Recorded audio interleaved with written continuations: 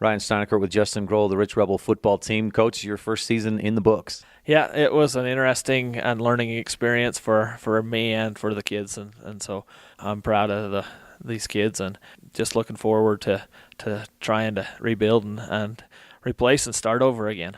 Let's talk about the game Friday against Monticello. When you'd played at their place, a 13-7 loss, they came in really hot Friday, and they're playing really well the last few weeks. I'm not taking anything away from Monticello. They're a great bunch of kids. They were ready. They played their game plan, and they come out and took it right to us. So that's, I'm not going to take anything away from them. You guys feel like, what happened from your perspective? You couldn't move the ball, and they were having a lot of success on offense. They, like I said, they come out, and I don't think we were as prepared. I hate to make excuses because you can find an excuse for everything. We had some sickness, we had some injuries, but I just don't think that we prepared as well as we should have.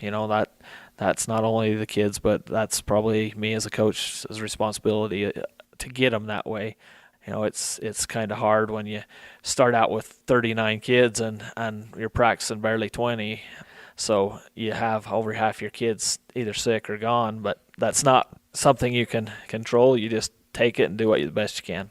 I think there's so much more that goes into it than the casual fan realizes as far as mental focus, preparation, knowing what the other team is doing, what you need to do. There's so much. Yeah, even stepping from a assistant coach to head coach, I didn't realize how much work in that is involved extra than is, as an assistant coach, head coach, they have a lot of different things they have to do, make sure everything's okay, to get all the films ready and net looking, and you watch tons and tons of film and just get everything prepared and get everybody motivated and stuff. So it takes a lot more than what I realized, and it was a new learning experience. Beyond the couple of wins you had this year, the tie for second place in the region, and a home game in the first round of the playoffs, what positives did you see from the Rebel football team? I was looking at the younger kids. They stuck it out. They tried it really hard. I think that we're looking for a rebuilding for next year. We'll have quite a few, basically most of our line back. We'll lose a couple of them, but we have a couple that we can step in and stuff. So that's kind of the main outlook is, how are we going to rebuild? We got a lot of positive experience when you play about 4 or 5 freshmen in a game and that many sophomores and juniors. You're going to have a building time for the year that gives them experience, so that they're not just come in starry-eyed and wondering what's going on.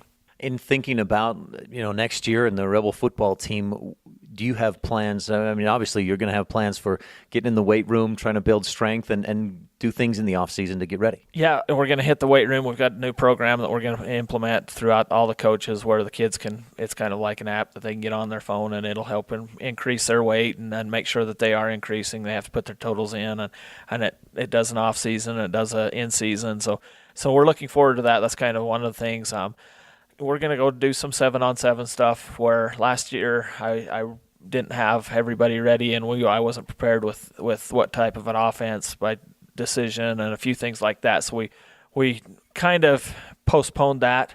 We're going to try to get them going right at the start of the year when they are, and look forward to those type of things.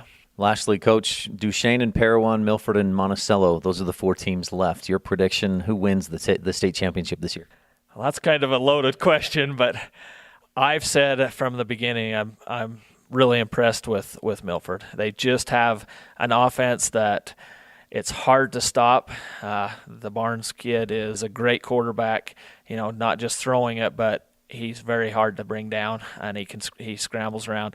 Parowan's a big physical team, but I think Milford has the ability to match them in strength, at least up front, and then to kind of take away the run, whereas Milford can spread you out and throw it, and he can pick you apart. So with that being said, there's 4 great teams. Monticello's playing at the top of their game. They could be a spoiler, but my prediction is probably Milford.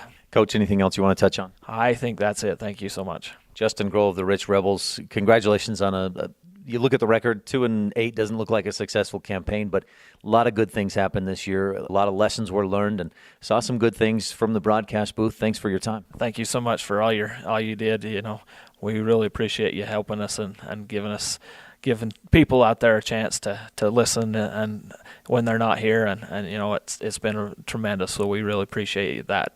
Appreciate all your time.